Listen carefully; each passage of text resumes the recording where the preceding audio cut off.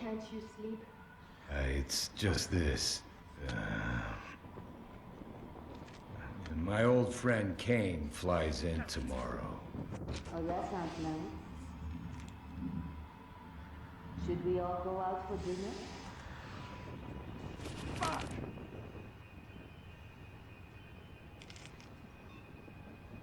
Lynchy?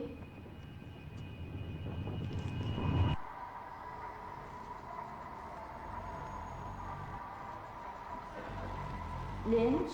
Few games are as controversial as Kane and Lynch 2 Dog Days, ranging from mixed reviews to game-breaking bugs to an international controversy involving a lawyer suing IO Interactive or Square Enix for defaming the entirety of China.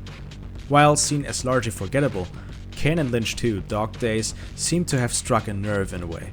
Many gamers seem to be aware of this game's tone and aesthetics, even if they never played the game themselves. Kane and Lynch 2 has opinions ranging from the worst game ever made to kind of mediocre to even this game is a masterpiece levels. Today I want to show you with Kane and Lynch 2 as an example why style can sometimes even trump matter. First we have to look at what the game gives us in terms of gameplay. You play as Lynch and you find a variety of weapons ranging from shotguns, pistols, submachine guns and even sniper rifles. You can utilize cover using the game's cover mechanic, and well, not much comes to mind. In terms of shooting and movement, Kane and Lynch is a cookie-cutter third-person shooter. While being a box-standard third-person shooter, Kane and Lynch 2 is special for not only its presentation, but also for its setting. Set in a bleak and realistic rendition of China's back alleys, urban villages, and apartment complexes, Kane and Lynch 2 shows a depressingly realistic rendition of mainland China, which led to the before-mentioned lawsuit. The environments definitely reflect the characters in a way. Both Kane and Lynch are the antagonists of the game's plot, going onto a death march through the urban villages of China, with destructible set pieces and an assortment of locations we rarely see from the inside, like Chinese apartments and sweatshops, showcases how special Kane and Lynch 2 is when compared to other third-person shooters. Another stunning detail is how real the game's environments and people look. While the textures aren't the crispest, the environments have been beautifully detailed, realistically cluttered, and they retain a sense of scale that seems appropriate to the environment. There have been too many points in the campaign where I simply stopped and appreciated the environments for a bit. On top of that, the cars have a weird air of believability to them as well. A lot of it comes down to the sensible art direction, reflections, and the post-processing effects that are present in the game.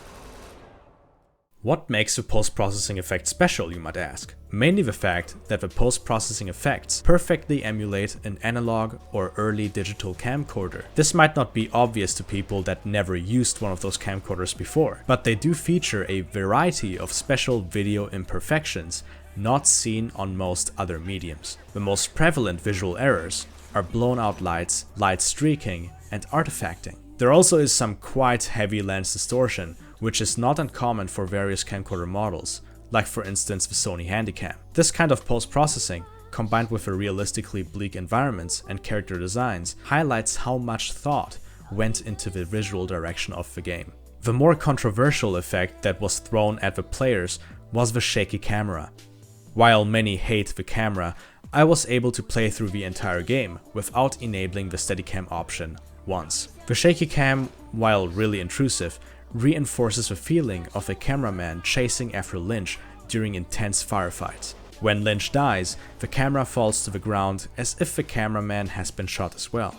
In my opinion, the shaking camera is an aid to the game rather than a shortcoming. It makes the firefights even more interesting and frantic, and it conveys the player this certain feeling anyone would get after stumbling across a video on Bleak or other comparable websites featuring grotesque and shocking content.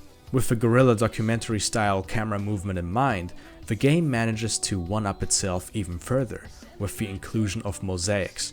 Anytime a player lands a well-placed headshot, encounters a nude character, or is faced with obscene violence in a cutscene, the game censors out specific body parts and the violence inflicted on the NPCs.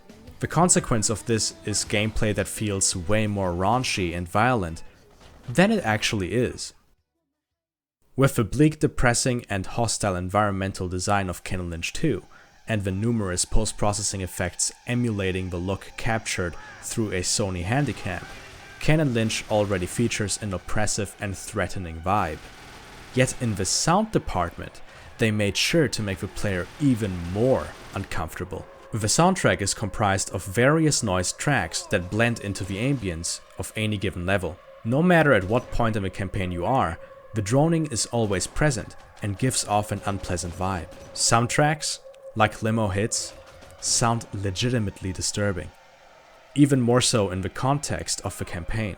This music is especially effective in conveying how wrong everything Kane and Lynch are doing is, while walking around in the aftermath of an especially brutal shootout. In the various different locations you venture through, you can also hear Chinese pop music, which serves as a juxtaposition to the droning ambience in the background. Combined with the excellent voice acting and sound effects, Kane and Lynch has a surprisingly good soundstage in store for you.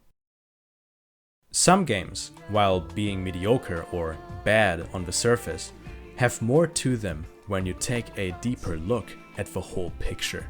In Kane and Lynch 2's case, the presentation of the game is so unique that it lifts up the entire experience for me. The split opinion thing I listed before? Well, I am in the camp of people saying that this game is a masterpiece. While I think it is a bad idea to develop a game while only thinking about aesthetics and other superficial aspects around the game, it is very much worth it to sink a significant amount of time into ensuring that the game is not only artistically consistent, but also stylistically gripping. Why should you not rely on style rather than matter? Simple. It is the most subjective field in game design you could look at. Every reason I just listed for why I consider this game a masterpiece could be the exact reasons why you hate the game. So, like in many other things in life, beauty really does seem to lie in the eye of the beholder.